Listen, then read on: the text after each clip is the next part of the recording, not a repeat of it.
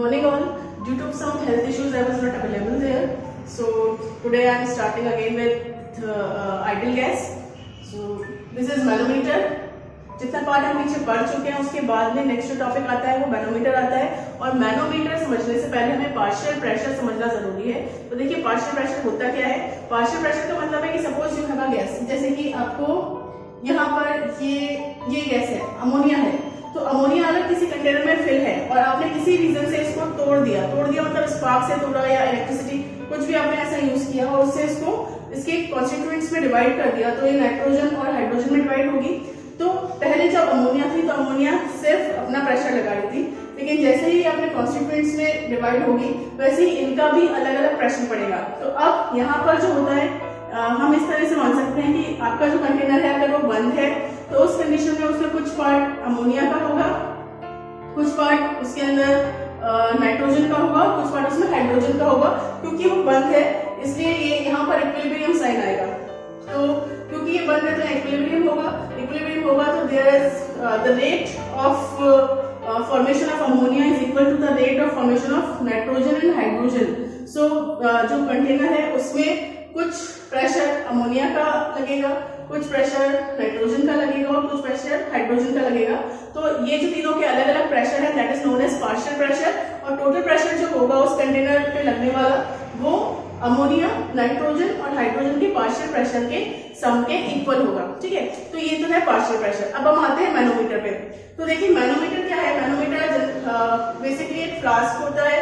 Flask ले लीजिए या कंटेनर ले लीजिए कुछ भी, और इसको एक यू शेप की ट्यूब से अटैच कर दिया जाता है। इस यू शेप ट्यूब में लिक्विड फिल कर दिया जाता है। अब यहाँ पर ये जो कंटेनर है इसमें गैस फिल की जाती है। तो यहाँ पर ये जो गैस है ये यहाँ पर प्रेशर लगाती है इस सरफेस पे लिक्विड के, और ये जो ओपन पार्ट है यू शेप ट्यूब का ये यहाँ पर प्रेशर लगाता है। तो जब ये दोनों हाइट्स इक्वल होती है, ये ग्रेजुएटेड ट्यूब होती है, तो जब भी ये दोनों हाइट्स इक्वल होती है तो हम ये बोलते हैं कि P atmosphere equals to P gas है। मतलब कि pressure of atmosphere is equals to pressure of gas. दोनों ही जगह दोनों ही पॉइंट्स के ऊपर इक्वल प्रेशर पड़ रहा है। अब किसी भी रीजन से अगर ऐसा होता है कि गैस का प्रेशर ज्यादा हो जाता है तो ये यहाँ पर ज्यादा प्रेशर लगाएगी तो जो फ्लूइड है वो नीचे की तरफ मूव करेगा और इधर वाला पार्ट ऊपर चढ़ जाएगा। तो इस कंडीशन में हम बोल सकते हैं P gas is greater than P atmosphere, या फिर ये भी इसका अपोजिट भी हो सकता है। तो ये बेसिक कंसेप्ट है मैनोमीटर का। और मैनोमीटर के काम क्या होता है, instrument which is used to measure the pressure difference between two points in a pipe. तो ये तो हमने इंस्ट्रूमेंट बनाया है, बाकी जनरली इंडस्ट्रीज में काम में आता है जहां पर कि पाइप के दो किनारों पर प्रेशर मेजर करने के लिए इसका यूज होता है, मतलब इस कंसेप्ट का यूज होता है। तो ये manometer. Now we are coming to the question numerical. देखिए न्यूमेरिकल है ये हमारे पास एक मैनोमीटर है। मैनोमीटर में अमोनिया फिल है। तो उस कंडीशन में क्या होगा कि स्टार्टिंग में जब अमोनिया फिल की गई तो एटमॉस्फेरिक प्रेशर जो था वो अमोनिया के प्रेशर के इक्वल था। ठीक है, और जो एटमॉस्फेरिक प्रेशर था वो 76 सेंटीमीटर Hg था। यानी कि जब ये दोनों इक्वल होंगे तो P gas equals to P atmosphere होगा, यानी गैस का प्रेशर भी 76 सेंटीमीटर Hg होना चाहिए। या आप ये बोल सकते हैं कि अमोनिया और जो एटमॉस्फेरिक प्रेशर है, अमोनिया का प्रेशर और एटमॉस्फेरिक प्रेशर जो है वो दोनों ही 76 सेंटीमीटर Hg है। ओके, अब क्या किया हमने यहाँ पे स्पार्क करवा दिया। स्पार्क किसमें करवाया, अमोनिया में। जैसे ही स्पार्क हुआ वैसे ही वो अपने वो नाइट्रोजन और हाइड्रोजन में डिवाइड हो गई। तो सेकेंड पार्ट इसका ये है कि जैसे ही गैस में स्पार्क कराया गया वो अमोनिया जो है और नाइट्रोजन और हाइड्रोजन में डिवाइड हो गई। तो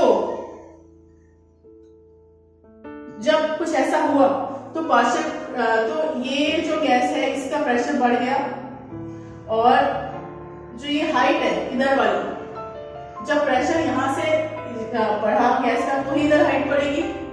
तो यहाँ पर जो हाइट थी वो 6 सेंटीमीटर Hg से इंक्रीज हो गई।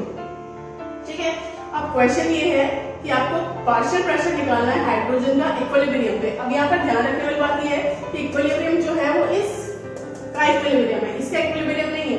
क्योंकि जैसे ही प्रेशर का इक्विलिब्रियम होगा मतलब प्रेशर इक्वल हो गए तो हम वहां पे तो इसको निकाल ही नहीं सकते।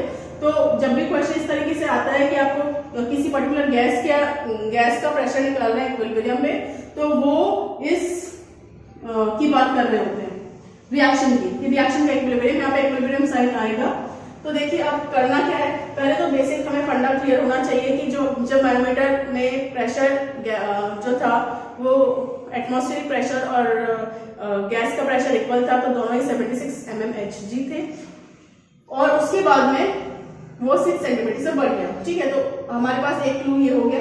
दूसरा हमें ये पता है कि जो अमोनिया है वो जब वो डिवाइड होती है तो नाइट्रोजन और हाइड्रोजन बनाती है, और इक्विलिब्रियम होगा तो अमोनिया के बनने की रेट और नाइट्रोजन और हाइड्रोजन के बनने की रेट इक्वल हो जाएगी। अब और यहाँ पर equilibrium sign you have to put here, तो मैं भूल गई हूँ। अब यहाँ पर देखिए, जब अमोनिया केवल अकेली थी तो उसे हमने पी गैस बोला था, ठीक है, गैस का प्रेशर। लेकिन अमोनिया कुछ पार्ट टूट गया, तो मतलब प्रेशर जो था गैस का वो कम हो जाना चाहिए, तो कम हो गया, हमने माइनस पी डैश कर दिया। अब ये वाला पार्ट, ये जो पी डैश है, ये वो पार्शियल प्रेशर है जो कि अमोनिया के अंदर से टूटने से कम हो गया है। नाइट्रोजन का पार्शियल, और फिर अमोनिया जो टूट के बनी वो नाइट्रोजन बनाया, तो नाइट्रोजन ने अपना पार्शियल प्रेशर डाला हुआ, दैट इज PN2, और सेम ऐसा ही हाइड्रोजन ने अपना पार्शियल प्रेशर डाला हुआ, दैट इज PH2। ठीक है, अब ये ध्यान रखना है कि ये जो आप लिखते हैं रिएक्शन को हमेशा बैलेंस होनी चाहिए। नेक्स्ट देखिए, पहले स्टार्टिंग में जो गैस का जो प्रेशर था, टोटल प्रेशर दैट वाज 76। ठीक है, इसमें से ये जो आगे कोएफिशिएंट्स हैं इनका हम यूज करते हैं।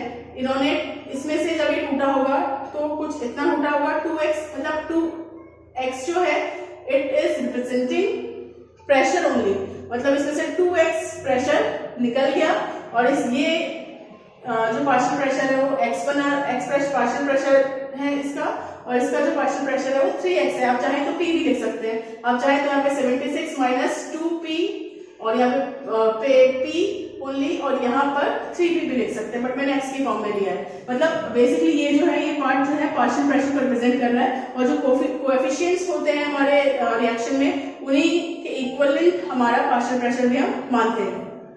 Now total pressure of system का टोटल प्रेशर कितना है हो गया इस कंडीशन में, जब ये टूट गया सब कुछ, तब आपका जो प्रेशर था टोटल वो हो गया 76 minus 2x plus x plus 3x। ठीक है, तो मैंने इसको सॉल्व किया तो देखिए 3x प्लस x 4x हो गया, और 4x में से माइनस 2x निकाला तो हमारे पास ये इसका आंसर आ गया। तो हमारे पास टोटल प्रेशर ऑफ सिस्टम जो हो गया वो 76 प्लस 2x हो गया। Now when ammonia breaks partial pressure increases by 6, ऐसा आपको क्वेश्चन में गिवन है कि जब अमोनिया टूटती है तो जो पार्शियल प्रेशर है वो 6 सेंटीमीटर से बढ़ जाता है।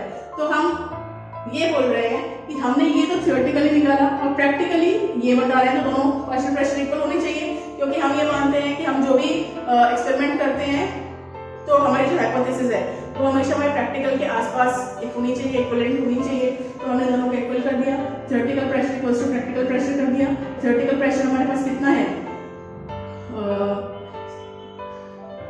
76 प्लस 6, ठीक है, और हमने यहाँ इसको इक्विवेलेंट कर दिया 76 प्लस 2x के। अब यहाँ से सिर्फ हमें x निकालना है, x की वैल्यू हमारे पास आ गई 3 सेंटीमीटर ऑफ Hg। अब आपको अगर हाइड्रोजन का पार्शियल प्रेशर निकालना है तो x पार्शियल प्रेशर हमारे पास हाइड्रोजन का कितना था 3x, तो आपने 3 इंटू x करा और 3x की वैल्यू रखी और आपके पास ये आ गया। अगर आपको सिर्फ नाइट्रोजन का निकालना है तो भी आप निकाल सकते हैं। कितना टूटा, तो आप इसको 2 से मल्टीप्लाई करेंगे तो वो पार्शियल प्रेशर जितना कम हुआ अमोनिया में से वो आ जाएगा। तो पूछा सर आपको यहाँ पे हाइड्रोजन का था, पर मैंने आपको पूरा ही बता दिया। तो आप इसके क्वेश्चन सॉल्व कीजिए, कोई इशू आता है तो आप कमेंट बॉक्स पे कर सकते हैं। वैसे जनरली बहुत इजी क्वेश्चंस आते हैं। अगर आपको यूजियोमेट्री थोड़ी भी आती है या नहीं भी आती है, अपने मूल कंसेप्ट थोड़ा सा पढ़ा है, तो आपको ये इजी पड़ेगा। तो आप इसका स्क्रीनशॉट ले सकते हैं। Thank you.